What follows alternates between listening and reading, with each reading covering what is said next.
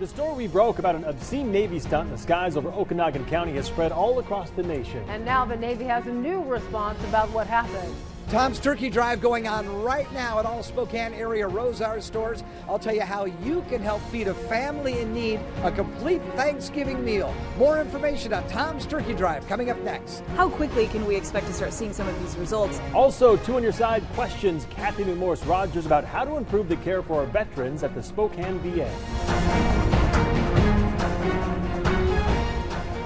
Good evening and thank you for joining us tonight. I'm Mark Hanrahan. And I'm Jane McCarthy. We start with that issue we've reported on numerous times over the last few years. Serious problems that continue to plague the VA system. But today, Eastern Washington Congresswoman Kathy McMorris Rogers paid a visit to the Spokane facility to talk about improvements in the care for our local veterans. 2 on your side's Whitney Ward was there to question her about those improvements and what still needs to be done.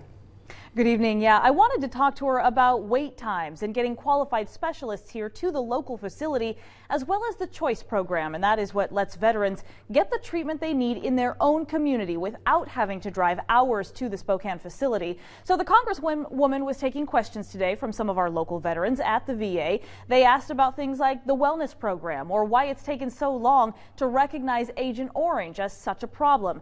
Many vets have also contacted me over the years complaining about doctor shortages at the Spokane VA. So I asked how all of this talk today will translate into real results.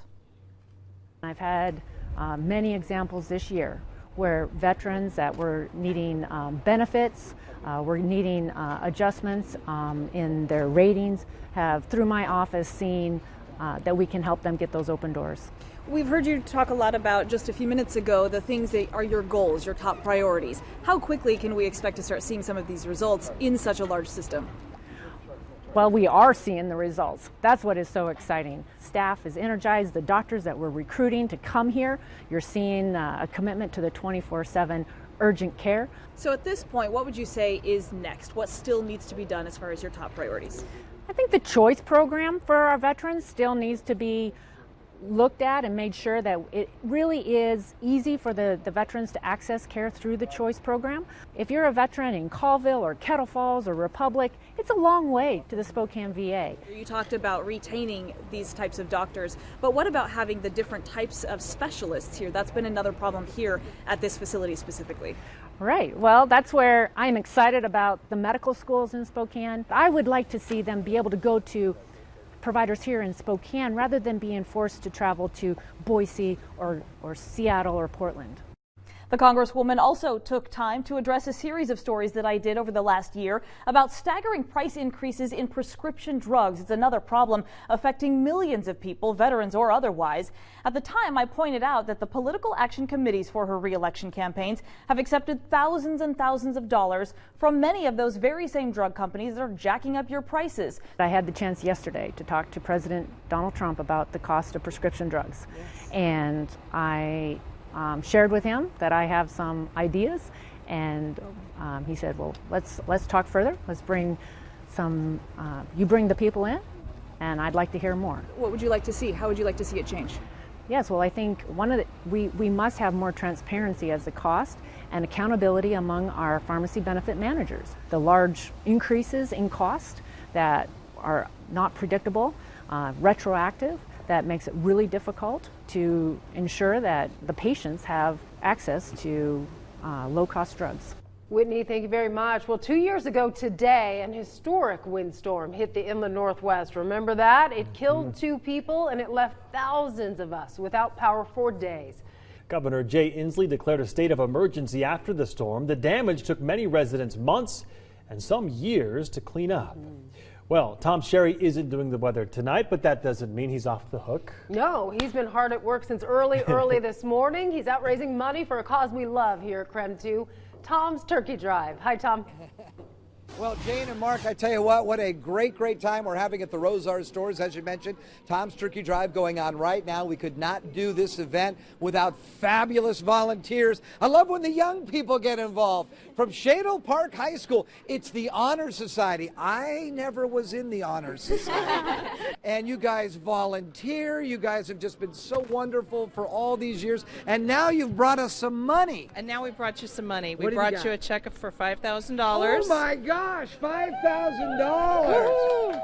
Unbelievable. And go ahead. I was just going to say, on Tuesday, we've got about 80 people signed up to help you distribute some turkeys and all the fixins. And year after year, even when we had slim amount of volunteers, Numerica was there, putting in long hours. And we just can't thank you guys enough for being part of the turkey drive and helping people in the community have a wonderful Thanksgiving dinner. So we just did a story about the windstorm from 2 years ago I was just listening to, and that was another time when we were really hurting, and Numerica dug down deep and your employees came through in a great way. Yeah, we did. We know that you were having a tough time that year and said, you know, we've supported this for a lot of years. We just got to give a little more, and it was the right thing to do. This is what you see when you come walking into any of the Rosars stores. These bags right here, they just have the canned goods in them right now, but we'll pack them full of the turkey and all the fixings when we give them out to these families that have asked for assistance. Here's how you can pick up the meal. Head to the Spokane Arena this Tuesday.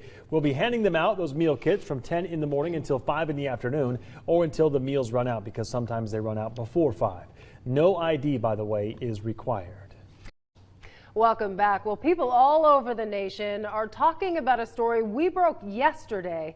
It's about that Navy plane drawing a lewd image in the sky over Okanogan County. So before you say slow news day, or don't you have more important stuff to talk about? Yeah, we know, we get it. We agree it's not the most important thing going on, but... Yes, thousands of you are interested, and so apparently is the rest of the nation. Media around the world have picked up our story. Just look at some of these websites: USA Today, CBS News, the BBC, Deadspin, and more.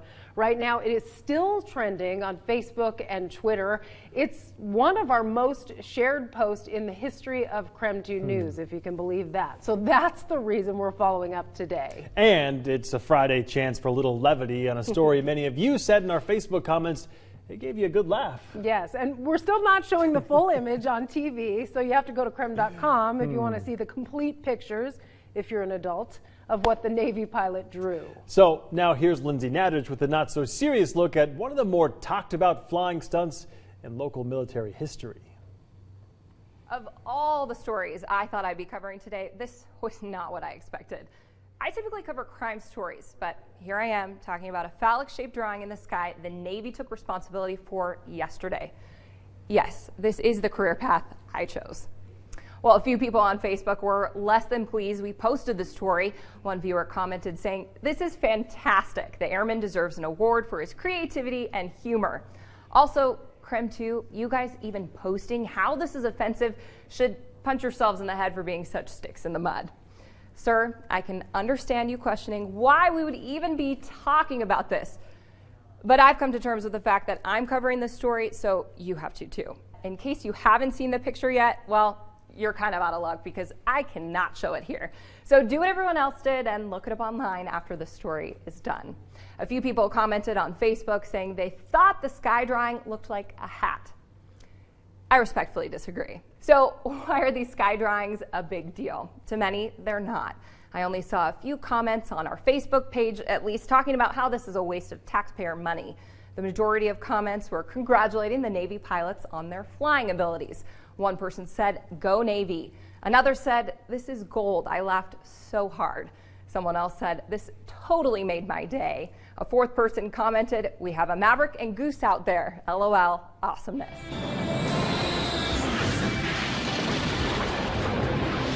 So this isn't the first time we've seen pilots have a little trouble following the rules. But in all seriousness, what are the rules? This map shows the phallic-shaped drawing was done in the Okanogan Military Operation Area, or the MOA. The Federal Aviation Regulation Manual has a section on reckless operation, but nothing I could find on obscene sky drawings. We texted with one F-16 pilot who will remain anonymous. They said they were impressed because this is difficult to do and said the pilot is approaching legendary status in the military. But the Navy is not taking this lightly and said they're investigating this flight. In a statement released today, Navy officials said the actions of this aircrew were wholly unacceptable and antithetical to Navy core values. Navy apologizes for this irresponsible and immature act. The Navy apologizes to anyone who was offended by this unacceptable action. So whether you were offended or think this was funny, it definitely caught a lot of people's attention.